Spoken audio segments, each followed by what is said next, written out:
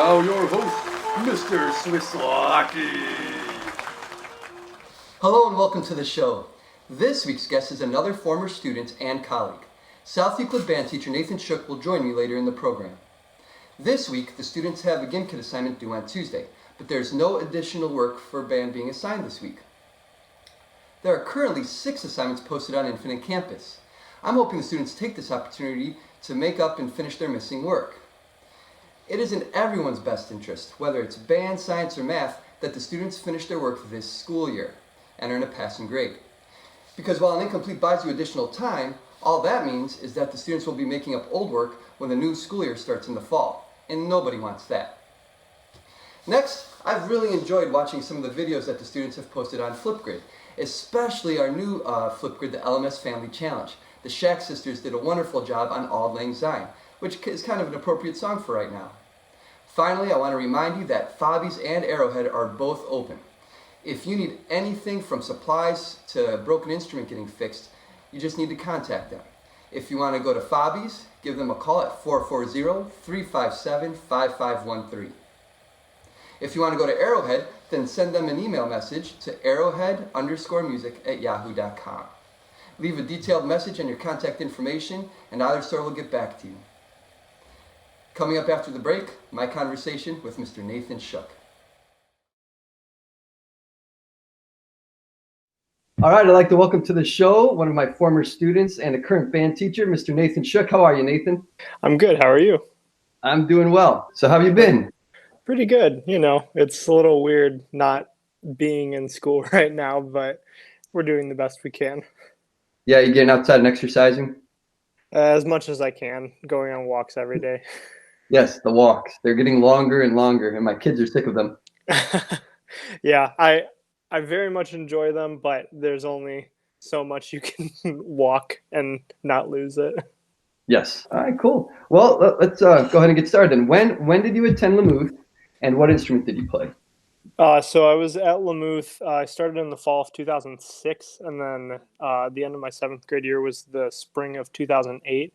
I played baritone, or I can't remember if we called it baritone or euphonium at that point. But then when I moved up to 8th grade at Riverside, I switched to tuba, and that's still the instrument that I play. Excellent. Yeah, I remember you played. Yeah, we called it the baritone at the time. Maybe it was a euphonium, but I wasn't very particular on what we called it. Yeah. So when did you graduate again? From Riverside, I graduated in 2013. Oh, wow. So it's been 7 years. My goodness. And a lot longer since I've had you. Yeah. All right, good. So you're at South Euclid, correct? Correct. And then what classes do you teach there? Like, what's your schedule look like? So I start my day with 5th grade orchestra. Each day is a little bit different. So some days I'll have full orchestra. Some days I'll just teach violins or violas or cellos. But I have 2 classes of that in the morning at the 4 to 6 school. Then I move to the high school, and I'm the assistant band director. So I teach the 2nd band and then help out with marching band during the fall. And then I have my lunch time and plan time and stuff like that. And then I go to the junior high and teach 7th and 8th grade band. And then in addition, yeah, it's a lot. And then in addition to that, I'm also the pep band director. So I get to, we would go to all the basketball games and perform for that. You know, it's hard for me to keep up with all of my students after they leave Lamouth, especially after they leave Riverside. But it was a really pleasant surprise to meet up with you over at Baldwin Wallace during the summer band camp. You know, that's, when we first connected again, I was dropping off my son for camp, and I was like, whoa, Nathan Shook, what is this? And I remember, because I can't remember if they had done placements at that point, but I remember seeing Swisslocki, and I'm just like, there's no way this isn't Mr. Swiss's son. Like, there's just no way. So yeah, it was very nice to run into you at the VW camp also. Well, then it's been nice to also, you know, see you at least once a year over at District 7 Honor Band over there in Mentor. And how long have you been teaching at South Euclid? This is my 3rd year at South Euclid. Oh, wow. So what, you know, you mentioned your schedule is like from 4th grade all the way up through the high school. What do you like? You know, my job obviously is just the 6th and 7th grade. and there's pros and cons to that. What do you see as like an advantage of teaching all those kids from fourth grade all the way up through 12th? So the only thing that would make it even better is if I taught beginning band. Mhm. And the main reason for that is then it's continuity, because my seventh graders, the kids that I started my first year in the district, are now the current, I think, freshmen or sophomores. Mhm. So like all of these kids know exactly what I want, and it then teaches me, okay, what did I cover at the junior high and what don't they know at the high school? So then it's a good opportunity for me to check, am I teaching them enough that when they get to the high school, they know what they need to know? And so far, I've done what I needed to. But obviously, there are things that I still need to uh, get better at teaching, like a lot of the woodwind stuff, because obviously, as a tuba player, I'm much better at teaching brass. Um, Yeah. but so that's one big perk, is that I get to see kids all the way through. So, how did your experience at Lamouth Middle School or Riverside help you decide to become a music teacher? So you, Mr. Draymond, Mr. Schwartz, kind of gave me like the perfect trifecta of music teachers, because I had a super fun teacher in you that like got me super interested into band. Like everything you did just made me just want to do it and want to learn more about it. And then Dream did I things. go cry for a second. It's too good to me. Keep going. I'm sorry. Then Mr. Drame kind of did the same thing, and then like dug me a little deeper, and like he was the one that introduced me to Cleveland Youth Wind Symphony and some of that more outside of school things. And then Mr. Schwartz really dug deep. Like he taught me theory during my junior year, because I was in the music theory class, and taught me a lot of things that made my transition to college music education much easier. Because I had friends that, like with theory, did not know anything, and I knew essentially my entire first semester's worth of theory because of Mr. Schwartz. Yeah. So you all gave me like between getting me excited about it, getting me a little more interested into the higher level thinking of it, and then getting me to actually understand what music is about. Like you all three of you did just an amazing job. I like that answer. That was money well spent. All right. Well, what between Riverside and Baldwin Wallace, what classes and/or activities were you glad that you joined? And is there anything that you regret not doing in your time in school? So when I was at Riverside, I was in almost every music class possible except for choir, just because of how my schedule was set up. Um, One thing that I really wish I would have taken is art.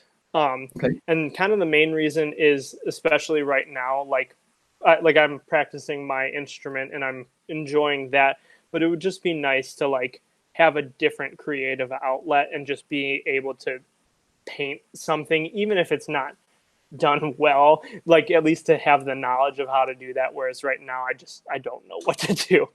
Um, when I was at BW, trying to remember if, because the conservatory schedule was so crazy, like I didn't take a ton of classes outside. Um, took a swimming class, and that was Nice. super fun. So it was like a couple people like me that were freshmen that were just getting their health credit out of the way, but then there were these swim team people in the class. So it's like half the semester was basic, half was advanced, so they're teaching us these things, and you're sitting there with these people that obviously know how to swim very well, and they're just zooming by us, and we're like learning how to correctly do a breaststroke and learning how to turn around on the wall. And so that was a very fun class. And swimming's a great class. I also went to Baldwin Wallace, and one of my best classes that I took was outside of the conservatory, was jujitsu. And I just had Oh fun yeah. throwing people around and being thrown around. But swimming, I'm glad you took that, because that's one of those things that's a lifelong skill. I mean, I go up to the rec center and I see Mm-hmm. 78-year-olds taking laps just after I'm done. They're still going. So that Mm-hmm. was probably a good idea, a good decision on your end to choose swimming. Yeah, it was good. I haven't been able to get to a pool in a little while just because where I Obviously. am, and it's well that too. Um, but yeah, I do miss swimming. It's a very good workout too. All right. Currently, obviously, you do have a busy schedule teaching, as we've mentioned, but do you perform in any groups or as a soloist, maybe at church or at clubs or like any place in particular? Currently, right now, I'm on staff with Cleveland Youth Wind Symphony, which is a group that is out of Case Western. And I was going to be performing a solo with them the week after the Cleveland Winds concert, and that got canceled. So that is getting pushed back. I think it'll be sometime next year. But we need to see how all of this pans out first for me to Oh know yeah, that. patience, and following those guidelines that they've been giving us. But yeah, now my son's a member of the CYWS too, and all those concerts and rehearsals just gone. And I know Yeah. the kids really enjoyed working with you guys, and it's a shame, but obviously we need to stay safe, and it'll be back. I know they're already auditioning for the next year. Yeah. And then the last thing is that next year I'm going to be getting my master's at University of Michigan. So Congratulations! Wait, I'm sorry, you said Michigan. yes, I'm gonna have to edit that part out of the video, but go keep going. uh, and you can just like put a bleep there. Yeah, exactly. um, but so I'll be doing recitals, concerts, chamber ensemble, like all the stuff that is back like college back When will you there. sleep? What? When will you get to sleep then, between teaching and finishing your master's degree? Well, so I'm going to be leaving South Euclid, so I'm not going to be teaching Oh, at okay. South Euclid next year. Oh, wow. So how does that work then? So this was your final year at South Euclid? Yeah, So is this a sabbatical, or you're just done at South Euclid? yeah, I'll be done at South Euclid because what will happen is, so my master's will be 2 years, and then the eventual goal is to get a doctorate. So that's another Okay. 3 years after that, and then I'm going to be applying to college jobs. Oh, Um, fantastic. You're going to be a professor. yes. Fantastic. Oh, that's now, particularly what do you want to go into, like music performance? Do you want to be a professor of music education or something else? Like what are you looking at? Primarily performance, like being a studio teacher.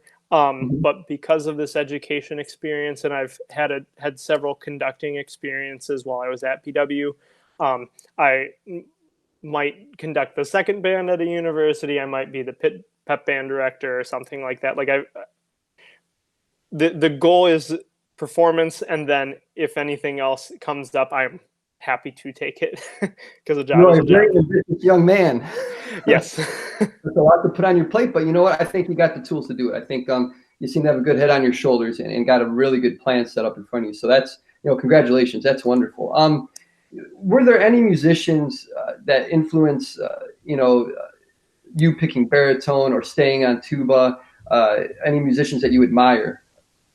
So when I first started, uh, when I first switched to tuba, one of the first things that I did was I just, because this would have been 2008, 2009. So it wasn't YouTube as we know it, because obviously YouTube has changed a lot in the last several years.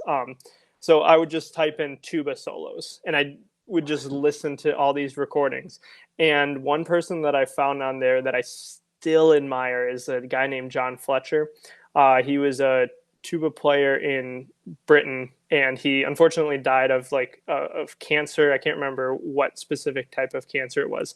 But even to this day, he has one of the best tone qualities of anyone. And I mean, that's on an instrument that isn't even comparable to some of the instruments being made today. So he's one person especially for my playing, that I look up to. Yo-Yo Ma is one person that I'm just so fascinated by. He is one of the single best musicians on the face of this planet, and he is one of the kindest people that anyone can ever meet. I've had several people I know who have met him and says that he just is the kindest person, that like he'll be performing for something and he'll make a point to like go up to the people working and thanking them for making all of this happen. So like not even just as a performer, but just as a human, he's someone that I look up to. Oh, Um, that's fantastic. Yeah. Yeah, and then Bernstein, Leonard Bernstein, in terms of his education with music, because one thing I think is that's unfortunate about a lot of classical music is that it's so good and so powerful, but no one takes the time to understand it. And that was one of the things that Bernstein did was he taught people what the music was trying to say and what the meaning was behind all the music. And that's something that's influenced how I think about when I give recitals and how I talk about the music that I play. Those are like the three big ones for me. Those are three pretty good selections right there. Yeah. Is there any advice that you'd like to give my students? I have 6th and 7th graders. These guys really like playing their instrument. What advice do you have for them? Do your long tones. That is the best advice. um, And one of the best things I've heard. so, but in all seriousness, one thing that I think is kind of typical with the junior high, middle school aged student is that they're getting bombarded with all this like, hey, you need to be thinking about your future. Hey, make sure you're like what you do right now is really important for what happens in high school, which is like everyone just is always thinking so far ahead. And I remember it being that way. And I remember being like, oh, music's really cool. I need to find something I can do as a career. Oh, I don't like that as much. I really like music, but I can't do that. Like I kept going back and forth and then was just like, no, I'm doing this as a career. I will make this happen. So honestly, my biggest advice is be curious because everyone says follow your passion. But if you don't know what your passion is, it's how are you supposed to follow that? So if you're curious about something, if you're sitting there like, I wonder how bridges are actually made. Engineering is a great field for that. If you're curious, like why does art, like the pictures behind you, how do you make photographs look like that? Photography is like these type of things are ways that we can become super interested in something and find our passion. But if if you don't have a passion, like I knew very early on music was my passion, so it was easy for me. But like I know my sister, she didn't have passion innately, and she's found that working with humans is her passion, and she's a social worker now, and she's kind of found her passion in the midst of exploring all of these other fields. So yeah, find your passion. That is very good words of wisdom. And with Mother's Day coming up, I think your mother would be very proud of the man you've become. That's one of the best gifts in and of itself. You sound pretty good. So, Nathan, you've agreed to share a performance with us. Would you like to set up the clip before you go? Yeah, sure. So just tell us about it and what you're going to play for us. So this is a recording from my alumni recital. I went back to Baldwin Wallace in November of 2019. This is a section of the third movement of Vaughan Williams' Tuba Concerto. Okay, we will listen to the Vaughan Williams Tuba Concerto. When we come back from break, I'd like to thank Nathan for appearing on the show. Nathan, you have a great weekend, man. Take care. Thank you. You too.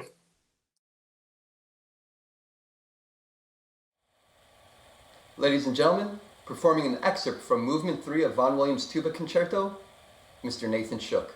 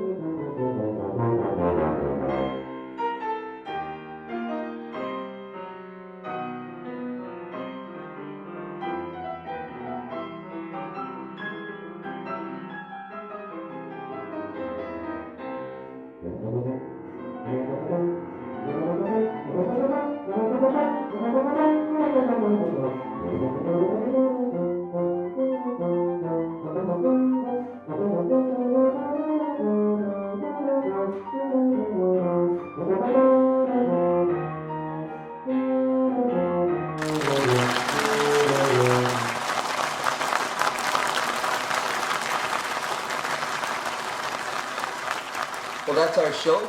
I'd like to thank this week's guest, Nathan Shook, for appearing on the show. And I want to thank my mom for making me. In all seriousness, I want to wish all the moms out there a happy Mother's Day. You know, I'm a 42-year-old man, and it still means the world to me to have my mom sitting in the audience while I conduct my band concerts with your kids. So to all the moms out there, I wish you all the happiness in the world, as well as all the patience you need to get through this pandemic. Take care, everybody.